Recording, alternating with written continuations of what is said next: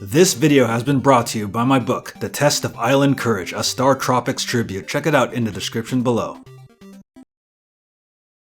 I want to know. There's a sleeping game rising from the sands, calling out to you.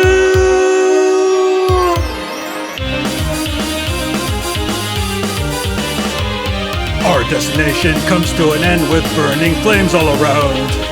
This rippling game burns right now, pierced by a fearless sword. All the gods are now coming to play with you. In the game we're playing right now, there's an unknown fate, but the time has now come for the final battle. The one who will now save the world, Star Platinum. In this game we went unplanned to fight, wasting time as we're on our feet. All around the world we have to go. We are called the Stardust Crusaders.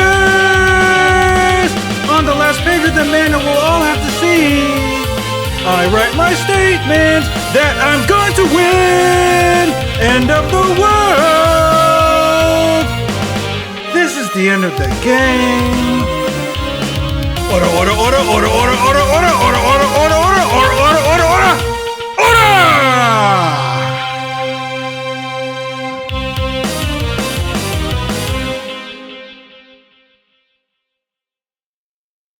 Welcome to Awesome Video Game Memories, where we talk about awesome memories about video games. I'm Ryan, and the game we're going to be talking about today is JoJo's Bizarre Adventure for the Super Famicom. So JoJo's Bizarre Adventure for the Super Famicom, released in 1993, was the very first dedicated JoJo's Bizarre Adventure game. So this isn't exactly the first JoJo's Bizarre Adventure game, because JoJo's Bizarre Adventure was featured both in Famicom Jump 1 and 2 for the Famicom. So finally, JoJo's Bizarre Adventure finally has its own solo representation on the Super Famicom. And how does it fare? Well, let's find out. So JoJo's Bizarre Adventure for the Super Famicom is a point-and-click adventure game combined with RPG elements. So, for example, you move around Jotaro and his friends, and then you actually use point-and-click with the control pad to actually, search drawers, search cabinets for items and weapons, and then after that, when you get into battles, it goes into total RPG mode. So once you get into combat, you actually have to choose between 5 cards, and hopefully these cards will give you a good outcome, because there's cards that can restore your HP and MP, they'll give a certain character more HP and MP, or they'll take it all away, or they'll cause more stress on each of the characters, which I'll get into later.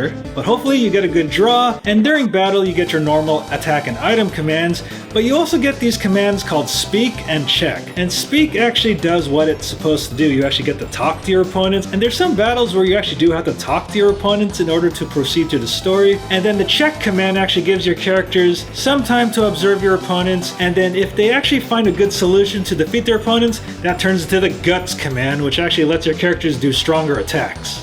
And this game has a thing called the biorhythm system. Now, the biorhythm system determines how strong your characters are, and it also measures the character's stress. And if a character has a lot of stress, they tend to do way less damage in battle. For some reason, during my entire playthrough of this game, my Joseph Joestar actually had a lot of stress most of the battles, and he was actually doing the weakest amount of attacks, which kind of sucked. And basically, Jotaro was my strongest fighter, followed by Kakyoin and Polnareff and Avdol. Although it is kind of funny in these battles, when a character blocks, they actually have to summon their stands to attack, but they're not exactly, attacking, they're actually blocking. I assume it's kind of game limitations, but it is kind of funny. And one thing about moving around the world, you walk really slow, and it kind of takes a bit of a while for you to enter doors by going up and down, so it does take a little while to traverse through the world, but there are Speedwagon Foundation buildings where you get to save your game and heal, and there are item and weapon shops where you get to buy items and weapons for your characters, and I highly recommend stocking up on healing items, because even though most of the battles in this game are pretty easy, there are going to be some really tough opponents in this game. So JoJo's Bizarre Adventure for the Super Famicom follows the Stardust Crusaders story. Well, because Stardust Crusaders is the most popular arc in JoJo. And you have to travel the world in order to stop Dio so you can save your mother Holly's life. So this game you get to travel through Japan, Pakistan, India, and then finally Egypt to fight Dio. And this is a pretty short game that you can beat within 8 hours, although you're going to be spending most of the time being lost, because the game doesn't exactly give you a good idea of where to go, so I definitely recommend using a guide. And surprisingly, there are a lot of battles that you can't actually win at first. You actually have to do like 3 commands, and then after that your opponent runs away, and then you have to fight him again another day. And because of the limitations of the Super Famicom, they did have to get rid of a lot of the stuff from the story. So for example, you don't exactly travel the ship where you fight the monkey with the stand. You actually go inside a haunted house to fight the monkey with the stand. And like I said earlier, it's very, very important to stock up on healing items because there are a lot of difficult battles in this game, like the fight with the monkey with the stand and the fight with Vanilla Ice and Dio at the end. And the game does take some liberties to give you full party members in the fights with Dio and Vanilla Ice at the end because they're so hard. And spoilers, if you've actually read or watched Stardust Crusaders, you actually know that Kakyoin, Iggy, and Abdul die, but in this game they are alive. So in all honesty, I do think that this is a decent effort for the very, very first JoJo's Bizarre Adventure game, but I don't think it's that good of a game. It just feels very sluggish, it kind of takes forever to get around. It's not very clear on what you're supposed to do unless you have a guide, and I am playing the English translated version that was done by fans.